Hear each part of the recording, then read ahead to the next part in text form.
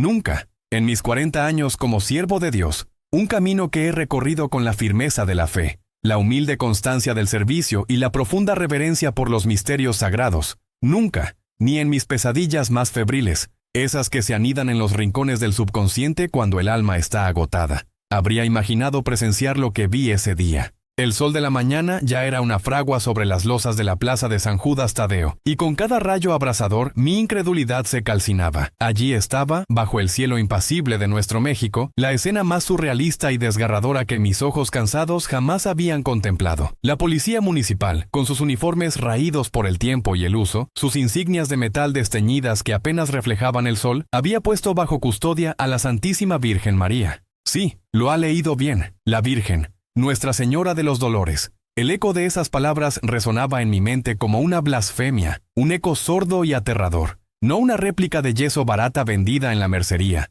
no una fotografía descolorida pegada en una pared, sino la imagen misma, la de madera centenaria, tallada con la devoción de generaciones de artesanos, impregnada de las esencias de incienso y cera de velas. La misma que ha presidido incontables misas en esta humilde parroquia de San Judas Tadeo.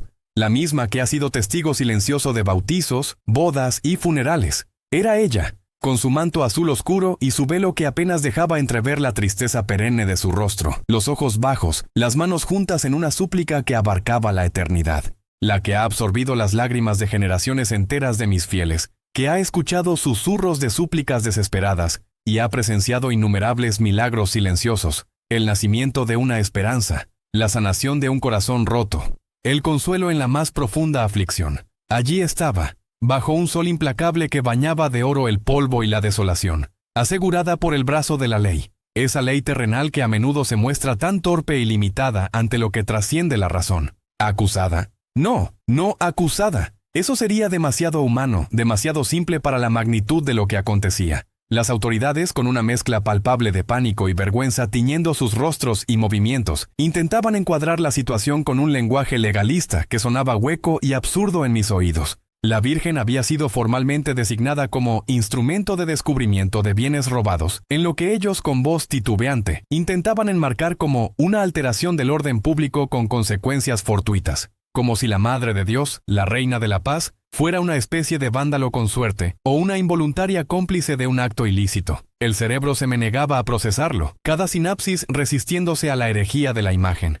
Mis ojos, acostumbrados a la luz divina de los altares, veían ahora la cinta amarilla, esa franja de plástico chillón que demarca las escenas del crimen, rodeando lo que para nosotros es la manifestación terrenal de lo más sagrado, lo más puro, lo más allá de toda mancha. Mis oídos captaban los murmullos atónitos de la gente, un zumbido bajo de asombro y dolor, como el lamento colectivo de un pueblo herido en su fe más profunda. Pude discernir plegarias ahogadas, algunas en voz alta, otras apenas un suspiro, y los sollozos incrédulos de las mujeres que, arrodilladas en el suelo polvoriento, no podían contener su pena. Pero mi mente, mi alma, se rebelaba. Esto era una blasfemia de proporciones épicas, una absurdidad tan colosal que rayaba en el más grotesco de los chistes, si no fuera por el escalofrío helado que me recorría hasta los huesos, como un aviso de que el mundo se había dislocado, que el orden natural y espiritual había sido trastocado. Sentí un vacío en el estómago, una punzada de náusea ante la profanación. La vi, sí, con mis propios ojos, estos mismos ojos que han administrado los sacramentos durante décadas, que han leído las escrituras innumerables veces, que han mirado al cielo buscando consuelo y guía. La vi allí, en el corazón mismo de nuestra plaza principal, ese lugar de encuentros y risas, de fiestas y procesiones, ahora transformado en una especie de altar profanado, bajo el peso de un cielo que me parecía, en ese instante, indiferente a nuestra agonía y la mirada muda, petrificada de la multitud congregada. La plaza, mi querida plaza, estaba destrozada, no por un terremoto que abriera la tierra, ni por una tormenta de viento y lluvia que arrancara los adoquines, sino, de alguna manera incomprensible, por ella. La piedra del suelo estaba quebrada, pulverizada en un círculo irregular, un cráter impío y perfecto alrededor de su pedestal, ahora vacío, como si un rayo invisible la hubiera golpeado. Era un altar profanado, una herida abierta en el corazón de nuestro pueblo. Y en medio de esa devastación, de ese sacrilegio a plena luz del día, estaba la Virgen, inmaculada, sí, ni un rasguño en su delicado rostro o sus manos unidas, pero inexplicablemente implicada, rodeada de la evidencia de lo imposible. Un joven oficial, apenas un muchacho, Con el rostro pálido como la cera y las manos temblorosas, intentaba, con una pluma que parecía resistirse, tomar notas en su pequeña libreta. Lo observé. Su pluma se arrastraba sobre el papel, dejando trazos irregulares, mientras sus ojos se desviaban, ansiosos, hacia la imagen, luego hacia mí, buscando alguna respuesta o consuelo en mi mirada, y después hacia la gente, cuya desolación era un espejo de la suya. Vi cómo, instintivamente, en un acto reflejo de la fe que todos compartimos en este pueblo, se santiguaba torpemente con la mano libre, casi como si pidiera perdón por su propia tarea, por el papel ridículo y blasfemo que le tocaba desempeñar en esta farsa celestial. Él lo sabía. Él sentía la incongruencia hasta la médula, la percibía en el aire denso y pesado. Todos la sentíamos. La ley humana, tosca y torpe, con sus protocolos y sus formularios, intentando imponerse sobre una realidad que la desafiaba por completo, que se reía de su lógica y sus procedimientos. La incongruencia, la mera idea, era un puñal en el pecho de mi fe, una herida que dolía en lo más profundo de mi ser espiritual. ¿Cómo podía la efigie más sagrada de nuestro pueblo, el consuelo de tantas almas, ser objeto de un procedimiento judicial? ¿Cómo podía una imagen, un simple símbolo de paz y consuelo para el mundo, ser la causa de un descubrimiento tan escandaloso? La lógica se rompía, se hacía pedazos como la piedra bajo sus pies. Mi razón, esa ancla a la que me aferraba en tiempos de duda, se estrellaba contra un muro de lo imposible. No era una estatua cualquiera, era la Virgen de los Dolores, la que cargaba con el dolor del mundo en su semblante sereno y doliente, y ahora parecía cargar también con el peso de una acusación absurda, de un proceso que ningún hombre, por más sabio o legalista que fuera, podía comprender sin sentir que la cordura le abandonaba. Pero, por terrible que pareciera, en mi corazón, a pesar del shock abrumador y la indignación santa, una voz susurraba. Una voz pequeña, casi imperceptible al principio, pero persistente, que me decía con una calma que no era mía: Ignacio, esto no es un error, esto es algo más grande. El escándalo sí, era mayúsculo. La humillación para nuestro pueblo, profunda. Pero había una profundidad en todo aquello que mi mente, tan acostumbrada a la liturgia y a la razón teológica, aún no podía sondear. Una verdad insondable que se escondía detrás de la cinta amarilla, del temblor de la pluma del oficial, de la plaza destrozada. Una verdad que desafiaba la física, la lógica y toda la sabiduría mundana que se había acumulado a lo largo de los siglos. Era imposible, absolutamente imposible, pero había sucedido, y ahora debo contárselo, querido hermano, en la fe o en la curiosidad. Porque lo que presenciamos ese día no fue una desgracia, ni un simple evento curioso que se olvidaría con el tiempo. Lo que esa visión de la Virgen bajo custodia policial anunciaba era algo muchísimo más profundo.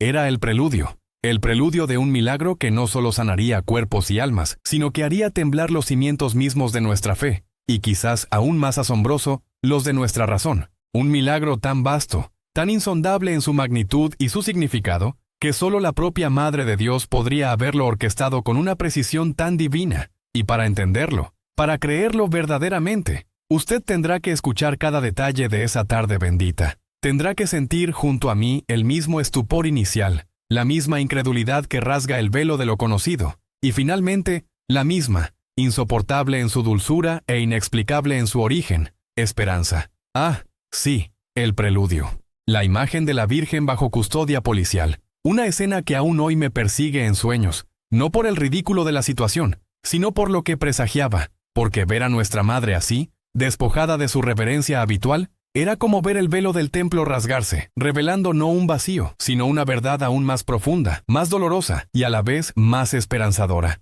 Pero para que esa verdad se anide en vuestro corazón, para que la magnitud de lo que ocurrió pueda ser siquiera vislumbrada, es fundamental que primero conozcamos a quienes fueron el corazón de este drama, el epicentro de esta improbable tormenta de fe, la familia Rojas. Recuerdo a los Rojas como si los viera ahora mismo, sentados en la primera banca de la iglesia cada domingo, en el rincón cerca de la pila bautismal. Eran la imagen misma de la decencia, de la piedad sencilla que es el alma de nuestros pueblos. No eran ricos en bienes materiales, Dios sabe que no, pero su riqueza espiritual, su amor, era algo que brillaba con una luz propia en nuestra pequeña comunidad. Elena, Elena. Su nombre evocaba la luz y su presencia la serenidad. Era una mujer de fe tan profunda y arraigada que parecía haber nacido con el rosario entre los dedos. Sus ojos, siempre un poco velados por una melancolía que el tiempo y la vida le habían ido tejiendo, irradiaban una dulzura inagotable. Cuando hablaba, su voz era un murmullo suave, Pero sus palabras, siempre llenas de una sabiduría humilde, tenían el peso de las verdades eternas. No era de las que ostentaban su piedad. La suya era una fe vivida en cada gesto, en cada preocupación por el prójimo, en cada plegaria ofrecida desde el fondo de su alma. Para muchos de nosotros, Elena era la encarnación de la piedad misma, un faro no solo en su hogar, sino en toda nuestra comunidad parroquial. Ella organizaba las flores del altar, ella limpiaba los manteles, ella preparaba el chocolate para las reuniones del catecismo. Sus manos, pequeñas y trabajadoras, eran una extensión de su corazón generoso. Verla doblar la cabeza en oración era presenciar una conversación íntima y silenciosa con el cielo, una danza de su espíritu con el Espíritu Santo. Era una mujer que respiraba fe, y por ello su presencia era un consuelo para todos. Y luego estaba Javier, su esposo, un hombre de pocas palabras, con las manos fuertes y callosas de un albañil, de alguien que construye con cemento y ladrillo, que entiende la solidez del mundo tangible. Su figura era recia, su mirada directa, y su sonrisa, aunque rara, era cálida y genuina cuando se atrevía a mostrarla. Antes de que la sombra se cerniera sobre ellos, Javier era un pilar en su hogar, un proveedor incansable y un padre amoroso. Recuerdo haberlo visto jugar con Mateo en el patio de la iglesia después de misa, su risa ronca resonando mientras el niño, pequeño y vivaz, corría entre sus piernas como un pajarillo. Era un hombre bueno, de eso no cabía duda. Su fe no era tan demostrativa como la de Elena, pero era un cimiento silencioso en su vida, una herencia de sus padres que él honraba con su presencia dominical y su respeto por las tradiciones. Javier era de la tierra, de los que confían en el sudor de su frente para labrar el futuro. Mateo, el pequeño Mateo, su único hijo, un torbellino de risas y energía. Cuando tenía 7 años correteaba por el atrio de la iglesia, su cabello oscuro rebotando con cada brinco, sus ojos grandes y curiosos absorbiendo el mundo con la avidez propia de la infancia. Recuerdo sus preguntas inocentes después de las homilías, sus dibujos de ángeles y nubes que me regalaba con orgullo. Era la luz de los ojos de Elena, el dulce tormento de Javier, un niño sano, vivaz, lleno de promesas. La esperanza encarnada de una familia que, a pesar de las dificultades de la vida rural, era bendecida con lo más preciado, la salud y la alegría de su pequeño. Pero hace un año, la vida de los Rojas se detuvo en seco, y luego se quebró. Recuerdo la llamada de Elena, su voz convertida en un hilo de voz, apenas audible, como el quejido de un animal herido. Mateo había empezado a perder el apetito, a quejarse de dolores que antes no conocía, a quedarse dormido en los rincones más inesperados. Los primeros médicos hablaron de fatiga, de una gripe larga, pero el tiempo pasaba y el niño se consumía como una vela encendida por ambos extremos. Sus risas se apagaron, sus carreras se detuvieron, sus ojos grandes perdieron el brillo y se llenaron de una extraña opacidad, de una languidez que partía el alma. El diagnóstico llegó como una sentencia, pronunciado en un consultorio frío de la ciudad capital. Una enfermedad devastadora, rara, implacable. Los médicos, con sus caras graves y sus palabras técnicas, no ofrecieron cura, solo la cruel certeza de un camino sin retorno, una pendiente resbaladiza hacia un final inevitable. Mateo, apenas un niño de 8 años en ese momento, estaba condenado. Desde aquel día, la pequeña casa de los Rojas, antes un remanso de paz y risas, se transformó en un santuario del dolor. El silencio se hizo pesado, roto solo por el gemido ocasional del niño, o por los sollozos ahogados de Elena en las noches. Las visitas a los especialistas se multiplicaron, las esperanzas se encendieron y se apagaron como pequeñas chispas en la oscuridad. Las pocas ahorros de Javier se desvanecieron en medicamentos caros y tratamientos inútiles. La alegría se fue escurriendo, gota a gota, hasta dejar un pozo de desesperación. Fue durante este año de lenta agonía que el corazón de Javier, tan fuerte y robusto como el cemento que mezclaba, comenzó a endurecerse, a agrietarse. La fe que antes le había servido de cimiento, ahora se le antojaba un castillo de arena, derrumbándose ante la embestida de la cruda realidad. ¿Cómo podía un Dios bueno permitir tanto sufrimiento a un inocente? ¿Dónde estaba la justicia divina, la misericordia de la que tanto había oído hablar en la iglesia? Su lógica de albañil, de hombre que ve causas y efectos, no podía comprender el misterio del dolor inexplicable. Yo los visitaba a menudo, casi a diario al principio, ofreciendo el consuelo que mi sacerdocio me permitía, la presencia callada, las palabras de esperanza que a veces sonaban huecas incluso en mis propios oídos. Pero veía en los ojos de Javier una acusación silenciosa, pero estridente, contra el cielo. Ya no venía a misa. Sus sillas en la primera banca quedaron vacías, un recordatorio doloroso de la ausencia de su fe. Cuando intentaba hablarle de la voluntad de Dios, de la cruz, de la esperanza que no desfallece, su mirada se desviaba, áspera, llena de un resentimiento que no se atrevía a verbalizar, pero que emanaba de cada poro de su ser. «Lo hago por Elena, padre», me dijo una tarde mientras yo lo animaba a rezar con ella. «Ella tiene su fe. Yo ya no sé qué creer. ¿De qué sirve rezar si él no escucha?» Su voz era un lamento ronco, un desafío mudo. Recuerdo que se sentaba en el pequeño sillón de la sala, sus ojos fijos en el crucifijo de madera que colgaba sobre la puerta. Una mirada que no era de devoción, sino de un interrogatorio amargo, de una mezcla de ira y desesperación tan profunda que me encogía el alma. Había abandonado toda oración. Para él, el cielo había cerrado sus oídos. Elena, sin embargo, era el reverso de la moneda. Su fe, lejos de debilitarse, se había intensificado, se había vuelto la única ancla en el naufragio de su vida. Rezar el rosario sin cesar no era para ella un mero consuelo, sino una batalla, una lucha constante contra la desesperación, una forma de aferrarse a la promesa de un Dios que ella sabía, aunque a veces parecía distante, nunca los abandonaría del todo. La vi noches enteras sentada al lado de la cama de Mateo, sus labios moviéndose en silenciosa oración, la luz tenue de una vela iluminando su rostro cansado pero firme. Sus manos, que antes arreglaban flores para el altar, ahora acariciaban la frente febril de su hijo, y la cuenta del rosario, gastada por el uso incesante. En esos momentos, en el silencio denso de la casa de los Rojas, con el aire cargado de la tenue respiración de Mateo y la persistente fragancia de incienso que Elena quemaba, sentía el peso de la vida, de la fe humana y de la duda que acecha a la vuelta de cada esquina de la existencia. Era una situación límite, donde la esperanza se aferraba a un hilo tan fino que parecía invisible. La fe de Elena era ese hilo, la desesperación de Javier, el abismo.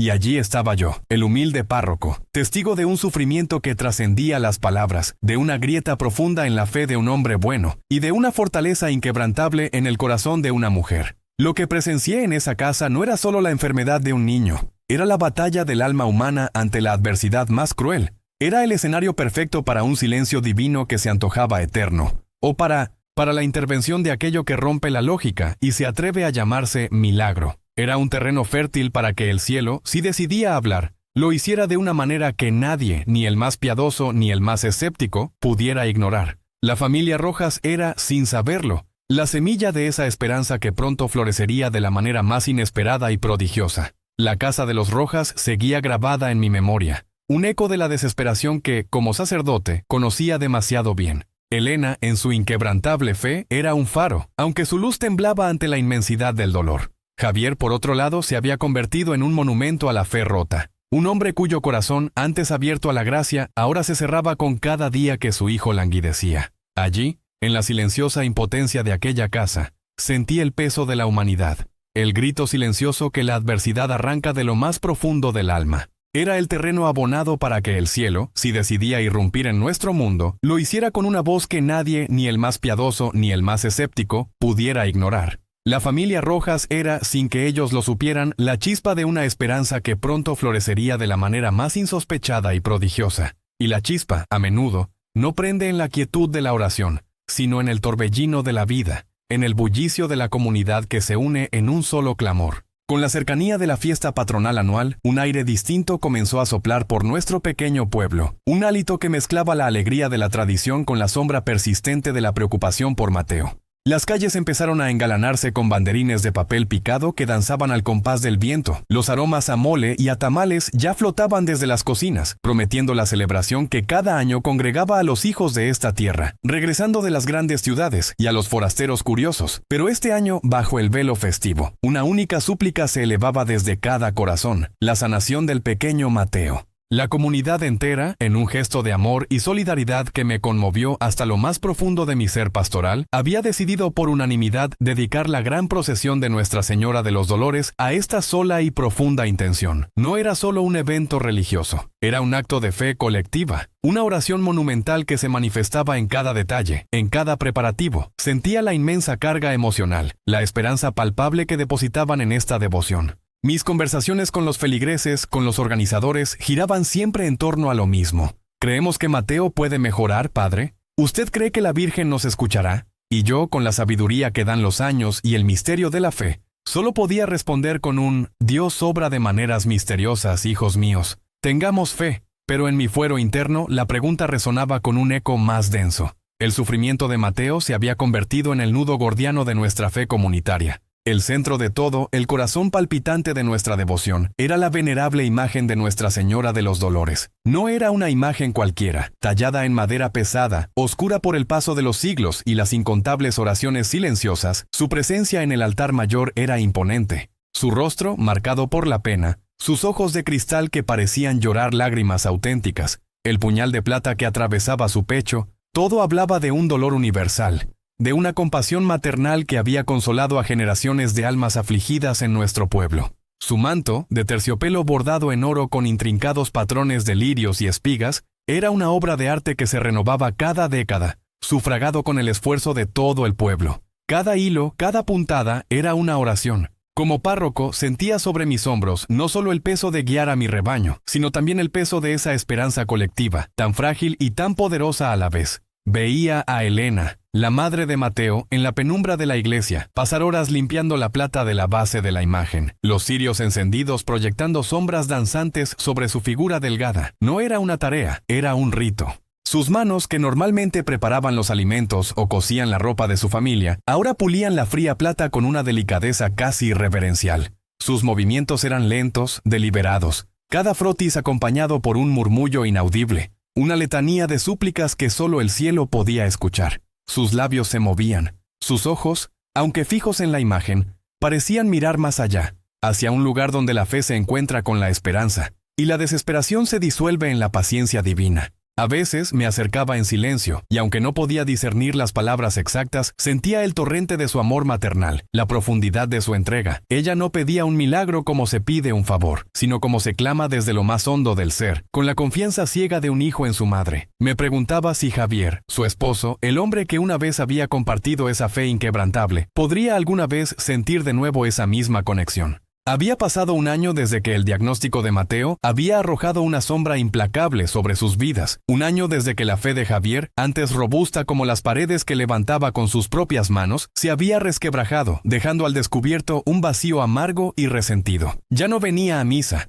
Sus pasos habían evitado el umbral de la iglesia como si el mismo edificio quemara su piel. Sus ojos, antes llenos de la calma de un hombre trabajador, ahora albergaban una tormenta de ira contenida, dirigida a un Dios que, en su entendimiento, los había abandonado. Había intentado acercarme a él en varias ocasiones, pero sus respuestas eran cortantes, sus ojos evitaban los míos, como si en mi mirada sacerdotal viera el recordatorio de una promesa divina incumplida. Por eso, mi sorpresa fue inmensa, casi un pequeño temblor en el alma cuando vi a Javier, un martes por la tarde, cruzando el patio de la iglesia. No venía para la confesión ni para un encuentro pastoral. Su figura, recia y algo encorvada por el trabajo y la pena, se detuvo ante la puerta de la sacristía, dudando por un instante antes de llamar con un golpe seco. Abrí la puerta, y allí estaba él, su rostro tostado por el sol, sus manos de albañil, fuertes y callosas, apretadas a los costados. «Padre Ignacio», comenzó, su voz más áspera de lo habitual,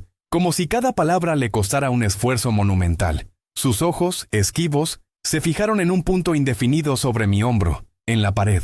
«Vengo a ofrecer mi ayuda para la procesión». Mi corazón dio un brinco. «¿Para la procesión, hijo? ¿Te refieres a cargar el anda?», me interrumpió. Su tono monocorde, carente de la emoción que uno esperaría de un hombre que se ofrece para un honor tan grande. «Sé que necesitan 8 hombres fuertes. Yo puedo». La propuesta me dejó mudo por un momento. La anda, el pesado armazón de madera sobre el que se transportaba la imagen de la Virgen, era una prueba de resistencia física y tradicionalmente un acto de piedad profunda. Era un honor que se reservaba a los hombres más devotos y fuertes de la comunidad. Javier, un hombre fuerte sin duda, pero ¿devoto? La ironía no se me escapó. Miré sus ojos una vez más, intentando descifrar el laberinto de su alma. Parecía un hombre que se estaba forzando a sí mismo a hacer algo que no quería, pero que sentía una compulsión ineludible. «Javier», dije con suavidad, mi voz intentando transmitir toda la compasión que sentía. «Eso es un gran sacrificio, es un trabajo muy duro y...» Dudé, buscando las palabras adecuadas. «¿Y tu fe, hijo? ¿Lo haces por la Virgen, por Mateo?» Su mirada finalmente se encontró con la mía, por un breve instante, y en ella vi una chispa de algo que no era fe, sino cansancio, resignación y una profunda tristeza. «Lo hago por mi esposa», dijo con voz apenas audible, tan baja que casi se perdió en el silencio de la sacristía. Luego bajó la vista, como si la verdad de sus palabras le avergonzara, o como si no quisiera que yo leyera más allá de ellas. Elena, ella cree mucho en esto, padre. Y Mateo, es por ellos. No lo hago por fe. No lo dijo con palabras, pero su postura, el tono de su voz, la forma en que evitó mi mirada después de la confesión, lo gritaron con una claridad ensordecedora. Javier no buscaba redención para sí mismo en aquel momento ni la sanación de su alma. No era un acto de fe renovada, sino un último acto de amor desesperado por la mujer que amaba, por su Elena, cuya fe lo sostenía a él en la desesperanza, y quizás, de forma más velada, una última, aunque no articulada, súplica por su hijo, dirigida no a un Dios en quien había dejado de creer, sino a la mera posibilidad de que la devoción de su esposa pudiera mover montañas, incluso las de su propio corazón endurecido. La anda de la Virgen era una estructura imponente, una obra de carpintería robusta, diseñada para sostener el peso considerable de la imagen y para ser llevada sobre los hombros de 8 hombres robustos. Las vigas eran gruesas, las agarraderas, pensadas para resistir el vaivén y el peso de una procesión que duraba varias horas, a veces bajo el sol inclemente, a veces bajo la llovizna. La tradición de ser cargador era un honor que se pasaba de generación en generación, un rito de paso para muchos hombres del pueblo. Requería no solo fuerza física, sino también una profunda concentración y una sincronización perfecta con los demás cargadores. Un paso en falso, un momento de distracción, podía desequilibrar a todos y, lo que era peor, poner en peligro la venerada imagen. Mi corazón se apretó al pensar en Javier, cargando no solo el peso físico de la imagen, sino también el peso metafórico de su propia desilusión, de su dolor, de la esperanza de su esposa. Sería una procesión de almas, no solo de cuerpos. Era un riesgo, claro. La fe es un riesgo. Pero en los ojos de Javier no había una chispa de devoción, sino un vacío que solo el amor, en su forma más elemental y terrenal, intentaba llenar. Bien, Javier, le dije finalmente, mi voz teñida de una gravedad que esperaba transmitiera la importancia de su decisión. Tu ayuda será muy apreciada. Que Dios te fortalezca en este camino. Sabía que mis palabras caían en oídos que no querían escuchar a Dios, pero esperaba que la intención de ellas, el reconocimiento de su sacrificio, pudiera germinar de alguna forma.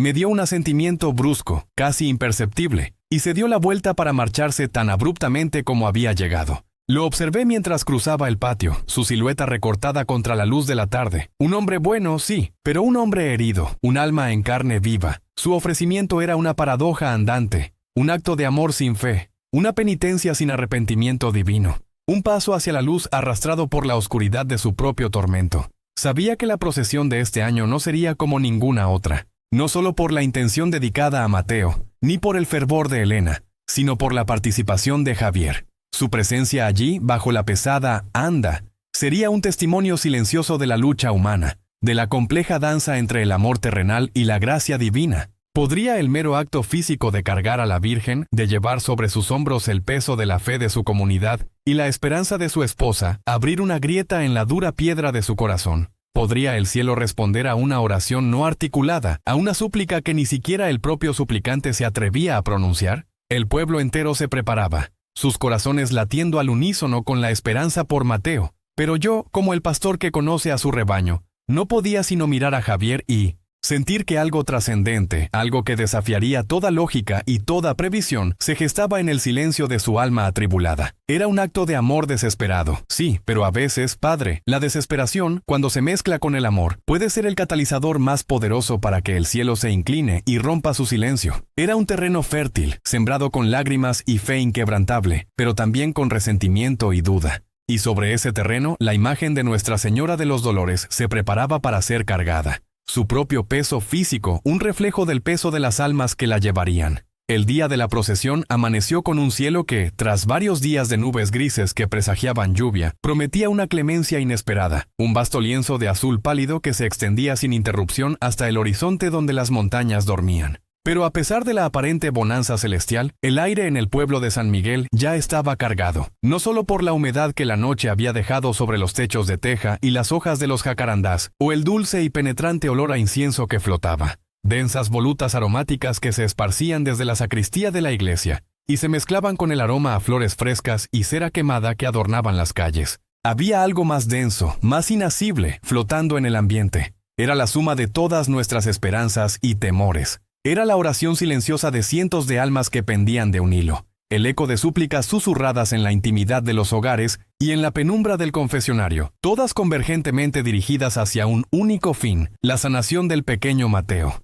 Desde tempranas horas, antes incluso de que el sol trepara lo suficiente para calentar las empedradas callejuelas, la plaza principal, habitualmente un remanso de tranquilidad matutina, se fue llenando. Poco a poco, como gotas de rocío que se congregan hasta formar un pequeño arroyo, comenzaron a llegar los fieles. Eran cientos de rostros, algunos envejecidos por el sol y el trabajo, surcados por arrugas que contaban historias de una vida entera en el campo. Otros jóvenes, impacientes y curiosos, con los ojos brillantes de fe incipiente. Algunos eran conocidos, vecinos con los que compartía el pan y la misa cada domingo. Otros eran ajenos, peregrinos de rancherías cercanas o pueblos vecinos, atraídos por la devoción o el rumor de una promesa celestial. Pero todos, sin excepción, estaban unidos por la misma intención, por un mismo latido de esperanza que vibraba en el corazón colectivo de la comunidad. Se apretujaban con una reverencia casi tangible, susurrando saludos y compartiendo miradas que hablaban volúmenes, listos para acompañar a nuestra Madre, la Virgen de los Dolores, en su peregrinar por nuestras calles. Yo, ataviado con mis vestiduras más solemnes, la casulla de brocado que mi predecesor me había legado, pesada y rica en su confección, sentía el roce del lino sobre mi piel y el peso histórico de la fe que representaba. Sus hilos dorados, aunque descoloridos por el tiempo y el uso, brillaban levemente bajo la luz incipiente. Marchaba al frente, con el crucifijo de madera de encino, pulido por innumerables manos, en alto, su figura oscura recortándose contra el cielo que se iba tornando más intenso. Un faro modesto pero firme para la procesión. Mis labios se movían en una letanía de oraciones, las palabras del rosario fluyendo con la familiaridad de toda una vida dedicada al servicio. Pero en esta ocasión, con una intensidad renovada. Cada Dios te salve María, cargado con el peso de la urgencia de San Miguel. Sentía la vibración de la fe no solo en mi propio corazón, sino en cada pisada de la multitud detrás de mí, en el suave roce de los pies sobre los adoquines, un murmullo rítmico que era la banda sonora de nuestra devoción. Se manifestaba en cada susurro del rosario, un rezo coral que se elevaba y caía como las olas de un mar de piedad, y en el coro espontáneo que entonaba un Ave María, con una voz tan pura y unánime que parecía, en efecto, elevarse, no solo a la bóveda azul del cielo, sino a la mismísima puerta del paraíso. Mis ojos, sin embargo, a pesar de la belleza del espectáculo y la profunda conexión espiritual con mi rebaño, no podían evitar buscar a Javier. Era un instinto, casi una compulsión pastoral. Había sido testigo de su dolor, de la lenta erosión de su fe. Lo distinguía entre los 8 hombres que cargaban el pesado anda, la base de madera adornada con plata cincelada y flores frescas sobre la cual la imagen de Nuestra Señora se alzaba majestuosa. Su figura alta destacaba ligeramente, su estatura sobrepasando por una cabeza a la mayoría de los demás cargadores, hombres corpulentos y fuertes acostumbrados al trabajo duro. Sus hombros se veían cuadrados, tensos bajo el peso imponente de la madera y el terciopelo, pero yo sabía que era un peso mucho más allá de lo físico lo que los oprimía. Su rostro, bañado por el sudor que perlaba su frente y resbalaba por sus sienes, producto del esfuerzo físico bajo el sol que ya se sentía, revelaba una tensión más profunda, una tormenta interna que bullía con furia contenida.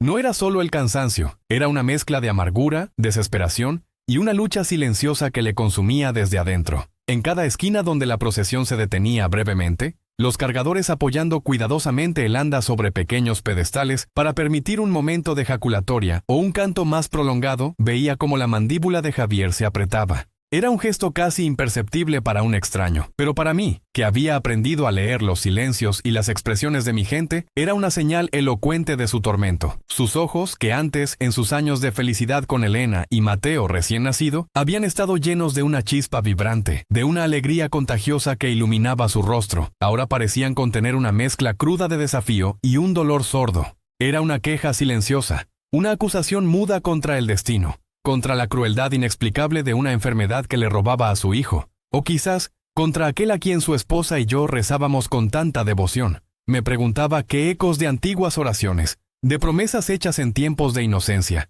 resonaban ahora en su corazón, retorciéndose en un lamento amargo.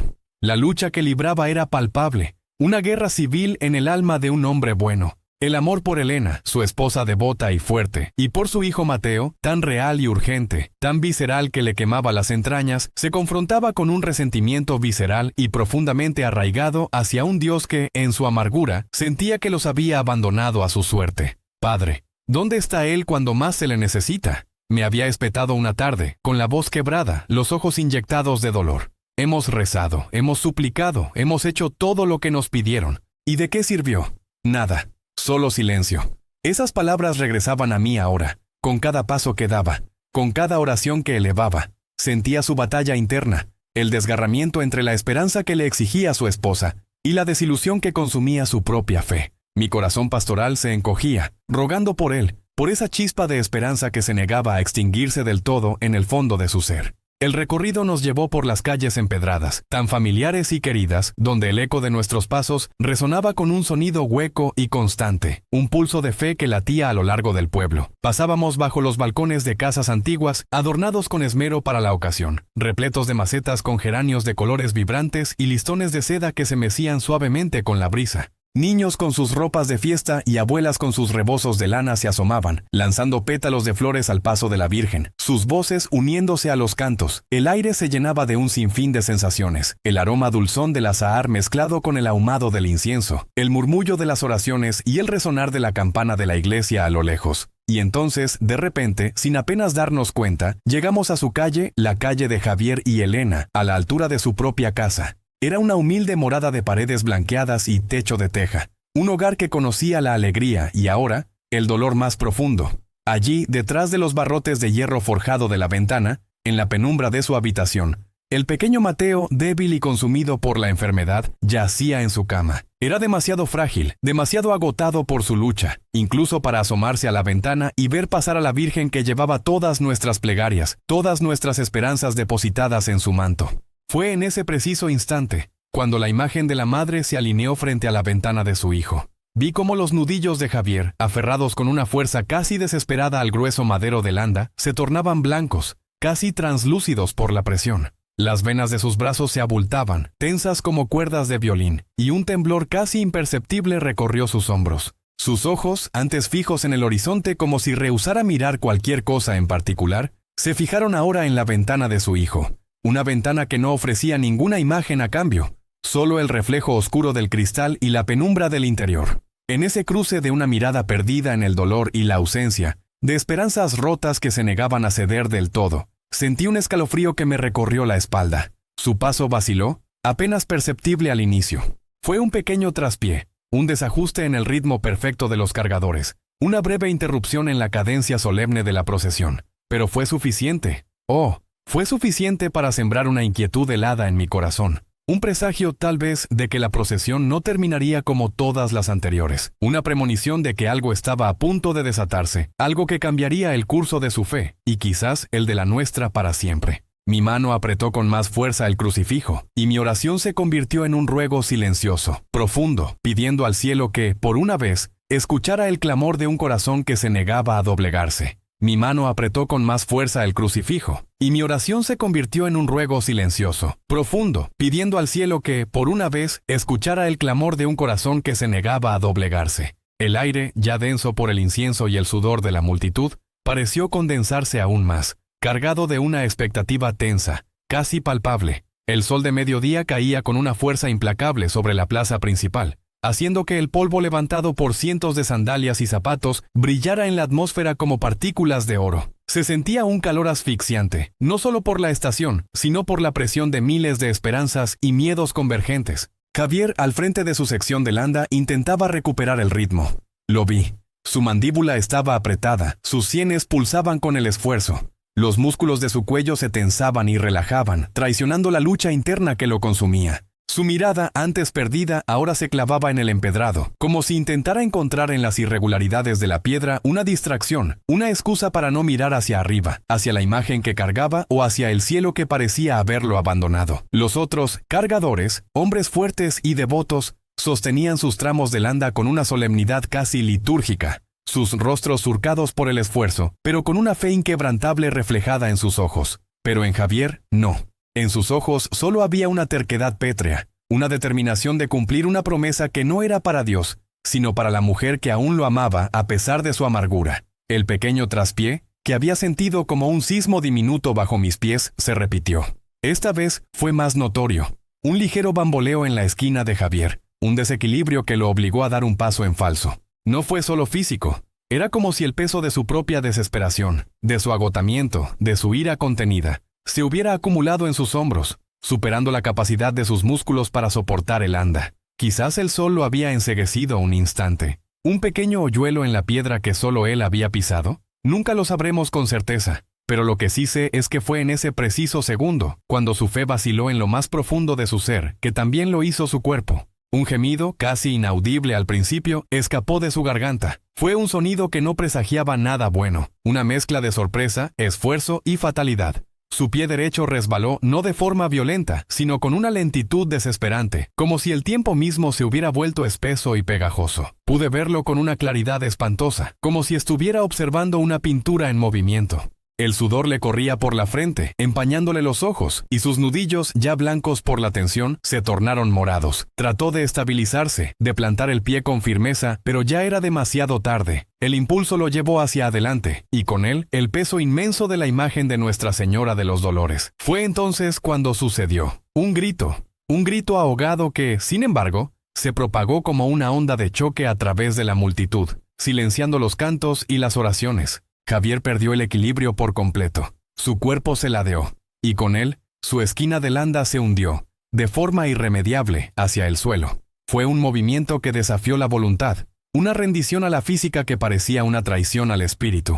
Los otros 7 cargadores, hombres de buena fe y fuerza probada, intentaron compensar el peso. Los vi bracear, sus caras contraídas en un esfuerzo sobrehumano. Sus gritos, «¡Aguanta, hermano! ¡Fuerza! ¡Por la Virgen!», se mezclaron con el pánico que ahora se apoderaba de la procesión. Se inclinaron, se estiraron, sus músculos temblaron y se desgarraron, pero era inútil. El peso de la imagen era inmenso, y la falta de un soporte equilibrado en una de sus esquinas la condenaba. Con una lentitud agónica, una lentitud que se grabó a fuego en la retina de todos los presentes, la majestuosa imagen de la Virgen se inclinó peligrosamente hacia adelante. No fue una caída súbita, no. Fue una dolorosa, prolongada reverencia. Parecía que la propia madera ancestral, la tela bordada en oro, las flores que la adornaban, todo se resistía a la caída, luchando contra la inexorabilidad de la gravedad. Su manto de terciopelo, que había ondeado con tanta dignidad bajo el sol, ahora se deslizaba, formando pliegues caprichosos que parecían anticipar el final.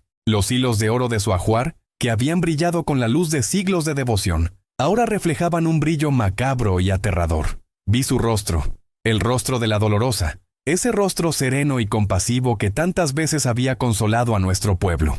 En ese instante, mientras se inclinaba hacia el abismo de las losas de piedra, su expresión parecía inmutable, imperturbable, pero para mí, en mi desesperación, parecía mirarnos con una tristeza aún más profunda, como si lamentara nuestra incapacidad para evitar el desastre. O quizás, como descubrimos después, nos miraba con una sabiduría que escapaba a nuestra comprensión, con la calma de quien sabe que los planes del cielo son inescrutables. El grito colectivo de horror que se elevó desde la multitud no fue un simple sonido, fue un torrente de angustia, de miedo visceral, de fe encolerizada. Fue el sonido de cientos de almas que veían cómo su más preciado símbolo, la protectora de sus vidas y sus esperanzas, se desplomaba. Niños que se aferraban a las faldas de sus madres, ancianos que se santiguaban con manos temblorosas, jóvenes que miraban con la boca abierta, incapaces de procesar la escena. El aire se llenó de exclamaciones ahogadas, de «Dios mío», de «La Virgen», de llantos. Elena, que iba unos pasos detrás de la imagen, ya había visto la tragedia.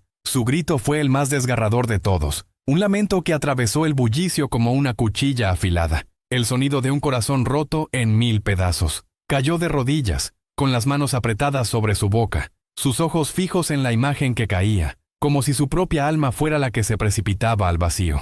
Mis propias piernas, por un instante, se negaron a obedecer. Mi mente era un torbellino de oraciones, de súplicas incoherentes. «No, Señor, no permitas esto. No, por favor, detén la caída». Pero el destino o la providencia ya estaba en marcha. Los gritos de los cargadores, sus esfuerzos titánicos, todo fue inútil. La imagen, con una inercia implacable, se deslizó de su pedestal. No cayó simplemente, se desprendió, como si hubiera sido arrancada de su base. El pedestal, un armazón robusto de madera y metal, quedó grotescamente vacío, un testimonio mudo de la tragedia que se desarrollaba. Y luego el impacto. Todos esperábamos el sonido de la madera antigua haciéndose añicos contra las losas de piedra. Anticipábamos el crujido del yeso, el desgarro de las telas, el tintineo de los pequeños objetos devocionales incrustados en su base. Un sonido que sería el epítome de la desolación, un eco del fracaso, la confirmación de que incluso la fe, a veces, se quiebra. Pero el sonido que escuchamos no fue ese.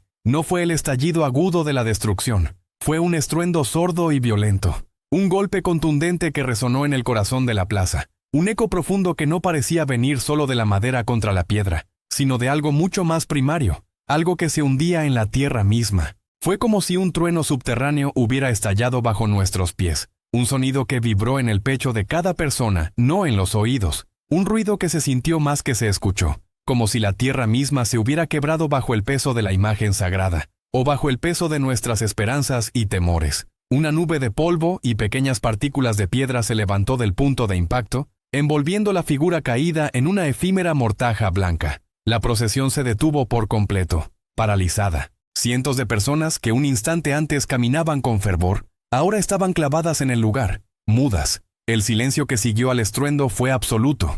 Un vacío ensordecedor que parecía absorber hasta el último vestigio de sonido, incluso los sollozos y gemidos. Era el silencio del shock, de la incredulidad, de la catástrofe. Mi corazón latía con una violencia desmedida contra mis costillas. Mis ojos, llenos de lágrimas contenidas, se esforzaban por ver a través de la polvareda. ¿Se había roto? ¿Cómo podíamos enfrentar al pueblo si nuestra amada Virgen de los Dolores, la que cargaba con nuestras penas, ahora yacía rota en el suelo? Sentí un frío glacial en el estómago, un vacío que amenazaba con devorarme. La imagen, nuestro faro, nuestro consuelo, se había hecho pedazos por un simple tropiezo, por la debilidad de un hombre. La ironía era cruel. Javier, cuyo corazón ya estaba resquebrajado, había sido el instrumento de esta aparente tragedia. ¿Sería esto el golpe final para su alma? La prueba definitiva de que Dios no solo le había dado la espalda, sino que ahora se mofaba de su escasa pero genuina buena voluntad. Mientras el polvo comenzaba a disiparse lentamente, revelando la silueta de la imagen caída, la tensión en la plaza era casi insoportable. Era un drama mudo, colectivo, en el que cada respiración era contenida. Los cargadores, que aún sostenían el anda, se habían quedado inmóviles, como estatuas de sal, sus rostros reflejando una mezcla de agotamiento, culpa y horror. Javier, el causante involuntario, yacía en el suelo, de rodillas, con las manos cubriendo su cara. Su cuerpo temblaba incontrolablemente, no solo por el esfuerzo físico, sino por el peso de la culpa que lo aplastaba. Podía sentir su desesperación desde donde estaba. La sentía como una herida abierta en el aire. Me acerqué, mis pasos lentos y pesados sobre el empedrado. Cada paso era un acto de fe, un acto de temor. No quería ver lo que imaginaba. No quería presenciar la destrucción de un símbolo que había sido el ancla de generaciones. La esperanza de un milagro por Mateo, que había sido el motor de esta procesión, se sentía ahora como una burla cruel, desvaneciéndose en el aire junto con el polvo que lentamente, casi con reticencia, comenzaba a asentarse sobre la escena de la caída. Y al acercarme, al mirar a través de las últimas volutas de polvo, al fin vi la imagen, y lo que realmente vi, comenzó a redefinir en ese mismo instante todo lo que creía saber sobre caídas, sobre piedras y sobre la fe misma. El verdadero eco del estruendo no era de destrucción, sino de una revelación que estaba a punto de deslumbrarnos a todos, aunque en aquel momento solo pude vislumbrar el inicio de lo asombroso. La Virgen yacía boca abajo, como una madre que se ha inclinado para besar el suelo, pero a su alrededor, el aire vibraba con un misterio que no comprendía, una anticipación silenciosa de algo que, en mi sacerdocio, nunca había presenciado. El impacto no había sido el final, sino el inicio de una nueva historia, escrita no en madera, sino en el corazón mismo de nuestra fe. El clamor había cesado. El llanto de Elena, el más agudo, ahora era solo un sollozo ahogado. Solo se escuchaba el latido de los corazones, resonando en el silencio. La imagen, la Virgen, ahí estaba, tendida, y mi mente pastoral, tan acostumbrada a las grietas del alma, no estaba preparada para lo que la vista me estaba revelando en ese preciso instante. Una fisura, sí, una fisura, pero no en la madera sagrada. Algo diferente, algo que no podía ser, que desafiaba las leyes mismas de la materia, del tiempo, de la razón. Era el prefacio a algo que no podría ser explicado con palabras de hombres, solo con la certeza que viene del cielo.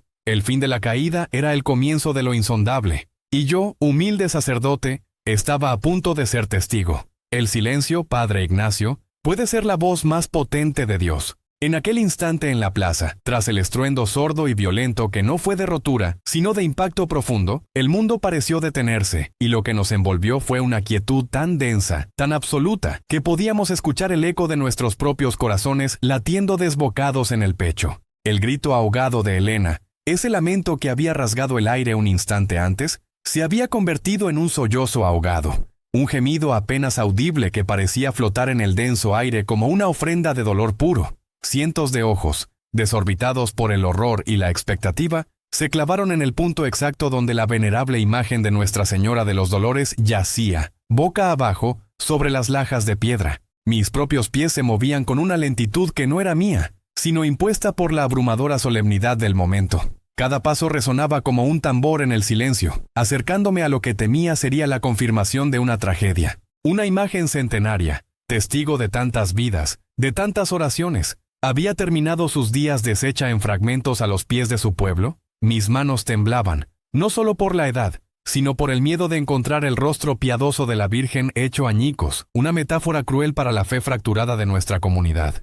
Sentí las miradas de todos, los fieles que se habían congregado con tanta esperanza, los ojos de Javier, aún arrodillado junto al anda volcada, su rostro una máscara de culpa y desesperación. Con cada paso, mi corazón latía con más fuerza. El polvo de la plaza, levantado por la caída, aún flotaba en el aire, danzando en los rayos de sol de la tarde que se filtraban entre las nubes. Pude ver la parte posterior del manto de la Virgen, ese terciopelo bordado con hilos de oro que tanto esmero había puesto Elena en limpiar. Y a medida que me acercaba, una extraña sensación comenzó a crecer en mi pecho. Una disonancia entre lo que mis ojos esperaban ver y lo que ya estaban vislumbrando. La imagen yacía ahí, grande, imponente incluso en su posición invertida. Pero no había fragmentos esparcidos, no había astillas de madera, no había trozos de yeso. Mi mente se resistía a aceptar lo que percibía. ¿Era posible? ¿Podría ser? Finalmente estuve junto a ella. Me arrodillé, mis rodillas crujieron sobre la piedra. Con una reverencia que no era solo de sacerdote a imagen, sino de criatura a misterio, extendí mi mano. Mis dedos rozaron la madera oscura de su espalda. Era lisa, firme. No había la más mínima señal de grieta, de raspón, ni una sola fisura que delatara la caída monumental, ni una muesca, ni un rasguño. El bordado del manto, que había temido ver descosido, estaba perfecto. Cada hilo de oro en su lugar, la tela suave y sin un solo desgarro. Era como si la hubiera colocado allí con el mayor de los cuidados, no como si hubiera caído desde una altura considerable sobre una superficie dura. Levanté la vista hacia los fieles, hacia Elena, que ahora se había arrodillado también, su rostro surcado por las lágrimas, pero sus ojos fijos en la imagen con una mezcla de terror y una incipiente, vacilante esperanza. Javier, aunque aún arrodillado, había levantado la cabeza, su mirada de ira y resentimiento ahora reemplazada por una perplejidad atónita.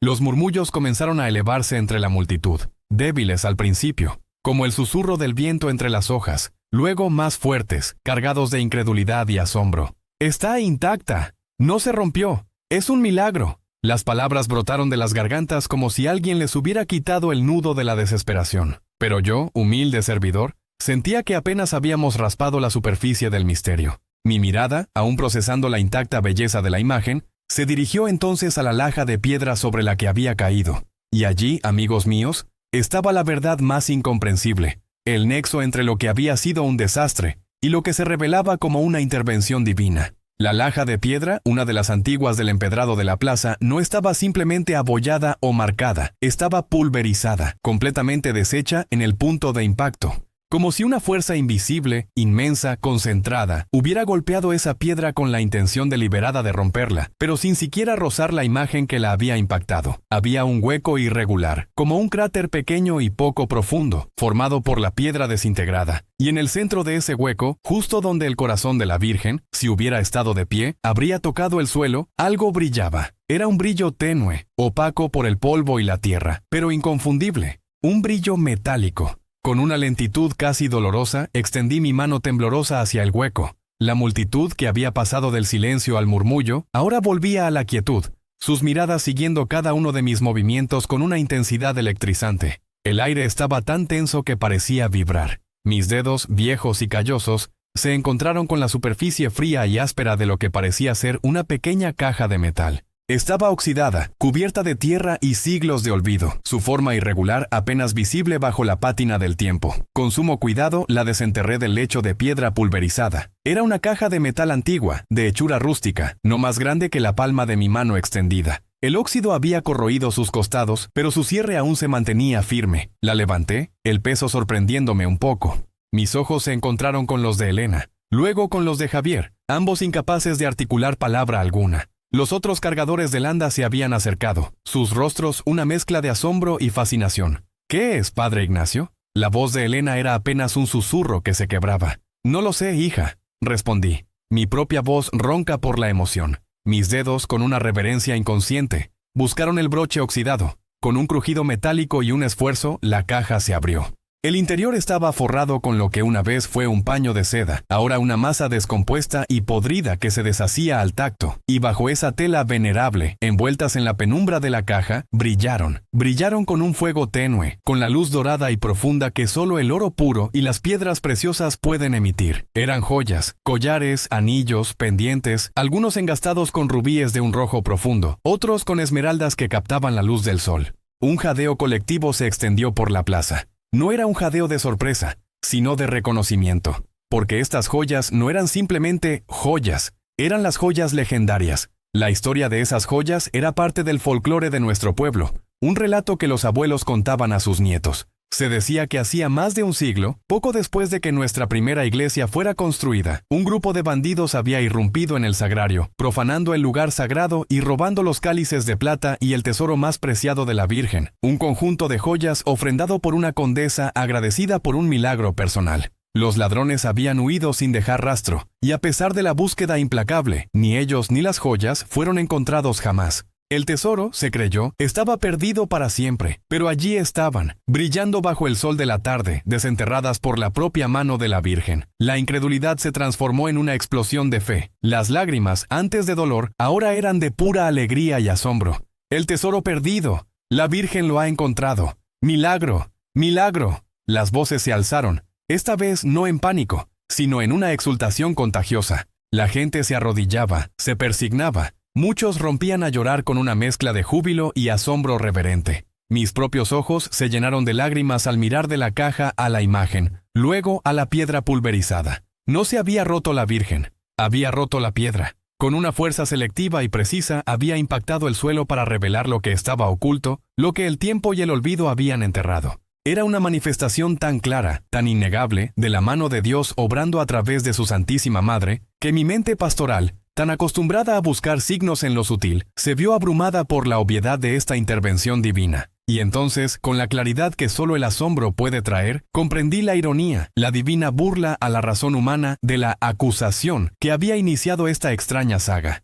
La policía municipal, en el capítulo 1, había puesto bajo custodia a la Virgen, acusándola de descubrir bienes robados y de una alteración del orden público con consecuencias fortuitas. En ese momento, la acusación había parecido el colmo del absurdo legal, una blasfemia burocrática. ¿Cómo podía una imagen ser un instrumento en un crimen? Pero ahora allí estaba. La Virgen no se había roto la piedra, y al hacerlo había literalmente descubierto bienes robados. No había alterado el orden público por capricho, sino para desenterrar una verdad largamente sepultada. El lenguaje frío y técnico de la ley se topaba de frente con el lenguaje cálido y misterioso del cielo. La imagen, en su caída providencial, no solo había resistido la destrucción, sino que se había convertido en la herramienta precisa de la justicia divina, revelando un misterio oculto por más de un siglo. No fue un accidente, fue un acto deliberado, calculado por una sabiduría que trasciende la nuestra. De repente, los oficiales de policía que habían estado vigilando la escena con una mezcla de confusión y respeto, se acercaron con un nuevo semblante. Ya no eran solo observadores, sino testigos de algo que iba más allá de su jurisdicción terrenal. El joven oficial que tomaba notas, el mismo que se santiguaba torpemente en el capítulo 1, ahora lo hacía con una convicción que no le había visto antes.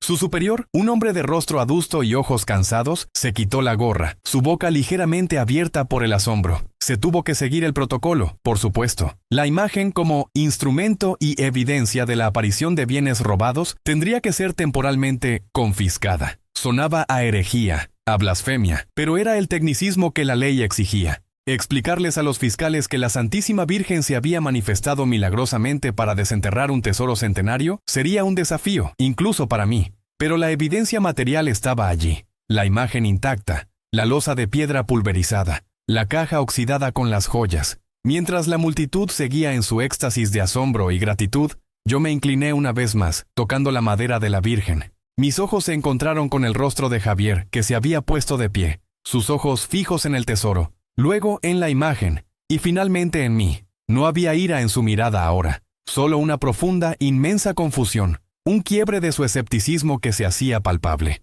Había visto el desastre transformarse en un milagro. Su fe, o lo que quedaba de ella, estaba siendo confrontada con algo que ninguna lógica humana podía explicar. La Virgen no se había roto. Había roto la piedra para revelar el tesoro. Era un milagro en sí mismo, la prueba tangible de que el cielo escucha, de que el cielo actúa. Y mientras el bullicio de la gente comenzaba a tornarse en cantos y oraciones de agradecimiento, yo sabía en lo más profundo de mi alma que este no era el final de la historia. El cielo había respondido con un milagro físico, un tesoro desenterrado del pasado. Pero el verdadero tesoro, el más preciado, el que tenía el poder de curar las heridas más profundas del alma y del cuerpo, aún estaba por revelarse. El fin de la caída había sido el comienzo de lo insondable, y ahora el descubrimiento de un antiguo tesoro era solo el preludio de un milagro mucho mayor, que transformaría no solo la fe de una comunidad, sino el corazón de un hombre. El aire que momentos antes había sido un crisol de asombro y el vago murmullo de 1000 oraciones contenidas, comenzó a llenarse de una algarabía distinta. La noticia del tesoro oculto bajo la Virgen, aquellas joyas del sagrario que se creían perdidas hacía más de un siglo, se extendía como un reguero de pólvora entre la multitud.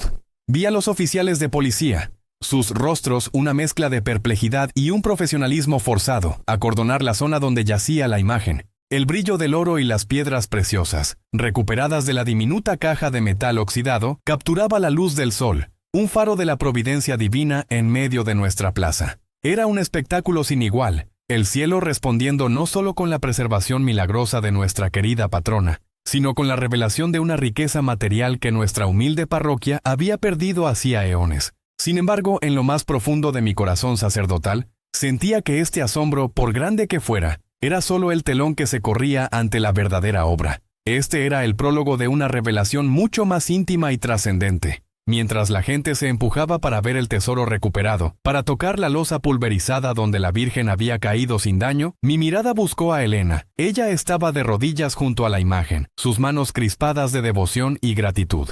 Sus labios se movían en una oración silenciosa, sus ojos fijos en el rostro sereno de Nuestra Señora de los Dolores. A su lado, Javier, con el rostro aún pálido por el susto y la tensión, miraba el tesoro con una expresión indescifrable, una mezcla de fascinación y una sombra de su amargo escepticismo aún perceptible. Él, el hombre que no había pisado la iglesia en meses, había sido el instrumento involuntario de esta revelación material. Fue en ese instante, en medio del bullicio creciente de la gente que ya entonaba cantos espontáneos de acción de gracias por el tesoro, cuando el sonido agudo de un teléfono móvil rasgó el aire. Un sonido tan anacrónico, tan profano, en ese momento tan sagrado. Elena, sobresaltada, sacó el aparato de su bolsillo. Vi cómo su rostro, antes sereno en la oración, se contraía levemente con la familiar preocupación de una madre. Era su hermana, que había quedado al cuidado de Mateo. Elena llevó el teléfono a su oído. Apenas un susurro. La vi escuchar. Primero una ceja arqueada en confusión. Luego sus ojos se abrieron desmesuradamente, sus labios se separaron, y la mano que sostenía el teléfono comenzó a temblar visiblemente. El hilo de la llamada era tenue, pero la voz de su hermana, desde el otro lado, se convirtió en un torrente de palabras, de incredulidad y una alegría desbordante que apenas podía contener. Podía sentir la emoción emanando de Elena. Una onda palpable de algo más allá de lo meramente terrenal. ¿Qué dices? ¿Cómo es posible?, susurró Elena, su voz casi un lamento ahogado, pero ahora con una nota de algo nuevo, algo maravilloso, que comenzaba a florecer en ella. Se puso de pie, tambaleándose un poco, sin apartar el teléfono de su oído. Javier la miró, su atención desviada del oro por la inusual reacción de su esposa. El tiempo pareció detenerse, estirarse, mientras Elena escuchaba. Su rostro se transfiguraba. Las lágrimas que ya habían corrido por sus mejillas por la angustia de la caída y la alegría del tesoro se renovaron, pero esta vez eran diferentes. No eran lágrimas de pena ni de alivio material, sino de una pura, inmaculada euforia. Finalmente, Elena apartó el teléfono, pero su mirada estaba perdida, como si viera algo más allá de la multitud, más allá de la plaza, más allá de este mundo. Se llevó la mano a la boca, intentando contener un sollozo que luchaba por liberarse. Mateo, Padre Ignacio, Javier. Su voz, cuando por fin logró pronunciar las palabras, era un hilo apenas audible, entrecortado por la respiración agitada y las lágrimas que caían sin cesar. Mi hermana dice que Mateo. Se volvió hacia Javier, sus ojos brillantes, su expresión una mezcla de incredulidad y la más profunda gratitud que jamás había visto en un rostro humano. Mateo se sentó en su cama, Javier, en el preciso instante en que la Virgen cayó. La noticia, aunque apenas un susurro de una mujer en éxtasis, fue como una ráfaga que barrió la plaza. El murmullo de la multitud se detuvo. Los cantos se silenciaron. Los rostros se giraron hacia Elena, captando el contagioso e incomprensible júbilo. Dice que la fiebre se le quitó por completo, de repente, y que preguntó por mí, preguntó si tenía hambre. Mateo, nuestro Mateo. Elena se desmoronó entonces, cayendo de rodillas una vez más, pero esta vez no con el dolor de la espera, sino con la abrumadora alegría de la respuesta divina. Milagro, un milagro, Padre Ignacio. Dios nos ha escuchado. La Virgen nos ha respondido. Yo, que había estado a pocos pasos, sentí un escalofrío que me recorrió el alma. Una comprensión abrumadora, una certeza que trascendía toda lógica o razón, se apoderó de mí. El verdadero milagro no estaba en el oro recuperado, en las joyas centenarias que brillaban bajo el sol. No estaba en la madera intacta de la imagen de Nuestra Señora, ni en la piedra pulverizada que había revelado un tesoro material. El verdadero milagro, el inefable, el que hacía temblar los cimientos del escepticismo y restauraba la fe, era la vida de vuelta. Era el aliento fresco de un niño que había estado al borde del abismo, devuelto a la vida en el instante exacto en que la fe de una comunidad se había volcado en un solo punto, en una caída que no era de destrucción, sino de redención. Todos los ojos, incluido el mío, se posaron entonces en Javier. Había escuchado las palabras de Elena, había visto la transformación de su esposa. Su rostro, antes una máscara de resignación endurecida y desafío silencioso, se descompuso. Una batalla furiosa, una tormenta de años de amargura y resentimiento contra el cielo, se libraba en lo más profundo de su ser. El albañil de manos fuertes, el hombre cuyo corazón se había endurecido como el cemento, el escéptico que había abandonado la oración, se enfrentaba ahora a una verdad innegable, imposible de eludir. Sus nudillos, que hacía un momento estaban blancos por la tensión sobre el madero de landa, ahora se aflojaron. El oro y las joyas ya no tenían sentido. La furia y la desesperación que lo habían consumido durante meses por la enfermedad de su hijo, todo se derrumbó en un instante ante la fuerza avasalladora de la gracia. No fue un acto consciente, no fue una decisión meditada, fue una rendición total, absoluta, del alma. Javier se derrumbó, cayó de rodillas en las losas de piedra de la plaza, el mismo lugar donde su fe se había agrietado y donde la imagen de la Virgen había caído para revelar el tesoro. Pero él no cayó por el peso del anda, ni por el impacto físico, cayó por el peso abrumador de la gracia. Fue un colapso del espíritu, un derrumbe de todas las defensas y muros que había construido contra Dios. Y allí, en medio de la plaza, con la imagen de la Virgen recién recuperada a sus pies, con el brillo del oro a su lado y el eco de la voz de Elena resonando con la noticia de su hijo, Javier Rojas, el hombre más incrédulo de nuestra parroquia, lloró. Sus lágrimas no eran de ira, como tantas veces las había visto en la intimidad de su hogar. No eran lágrimas de desesperación, eran lágrimas de un arrepentimiento y una gratitud tan profundos que redimieron su alma en ese mismo instante. Era el lamento de un hijo pródigo que, finalmente, había encontrado el camino a casa. Su cuerpo temblaba, no de frío, sino de la liberación de una carga que lo había aplastado durante un año. No había gritos, solo sollozos guturales que brotaban de lo más hondo de su ser, lavando las heridas de su espíritu. La multitud observaba en silencio absoluto, un silencio más profundo que el que había seguido a la caída de la imagen. Era el silencio reverencial ante lo sagrado, ante la manifestación palpable de lo divino. Podía sentir cómo la fe, antes una débil brasa en algunos corazones, se encendía en una llama poderosa y purificadora. La visión de Javier, el más endurecido de entre ellos, entregándose por completo a la gracia, era más poderosa que 1000 sermones. Me acerqué a él, a la vez conmovido y lleno de una humildad infinita ante el misterio que se había desplegado. Puse mi mano sobre su hombro tembloroso. Él levantó su rostro bañado en lágrimas, y en sus ojos vino la acusación silenciosa contra el cielo que antes lo habitaba, sino una luz nueva, una promesa de fe recién nacida. No necesitaba palabras, la mirada lo decía todo. Perdóname, Dios mío, he vuelto. En ese día, en nuestra humilde plaza, bajo el sol de un milagro mexicano, la Virgen no solo había revelado un tesoro de oro del pasado, sino que había desenterrado algo mucho más valioso, la fe perdida de un hombre y la vida de un niño.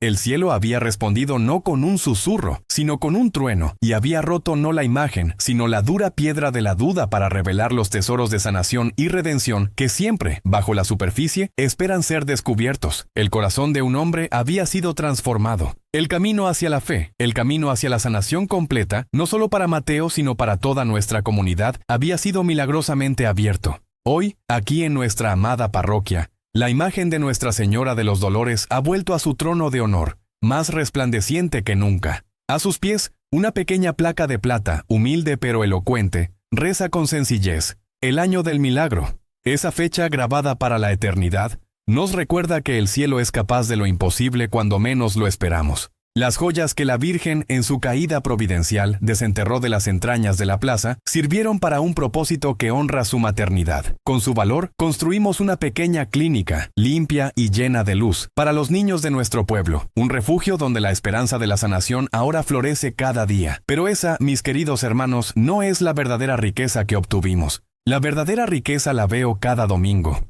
cuando el sol matutino se filtra por los vitrales y baña con su luz el altar. Allí, en la primera fila, con el corazón en paz y las almas restauradas, se sientan Javier y Elena Rojas, y entre ellos, sano, risueño, con una vitalidad que llena la iglesia entera, está Mateo. Sus ojos, antes velados por la sombra de la enfermedad, ahora irradian la pura alegría de la vida, una chispa que ha prendido la fe de todo aquel que lo mira. Ver a Javier, antes un hombre con la mirada endurecida, ahora arrodillarse con una devoción tan sincera que susurra una oración con cada latido, es presenciar un segundo milagro, más profundo que cualquier oro o joya. La fe de nuestra comunidad ya no es solo una costumbre arraigada por generaciones. No, es ahora la certeza inquebrantable de quien ha sido testigo de lo imposible. Las plegarias que se elevan desde estas bancas resuenan con una convicción y una gratitud que antes no conocíamos. Los rostros ya no muestran solo súplica, sino una profunda confianza en la providencia divina. A veces, como nos enseñó esa tarde bendita bajo el sol de un milagro mexicano, el cielo debe permitir que lo que más amamos caiga y parezca romperse.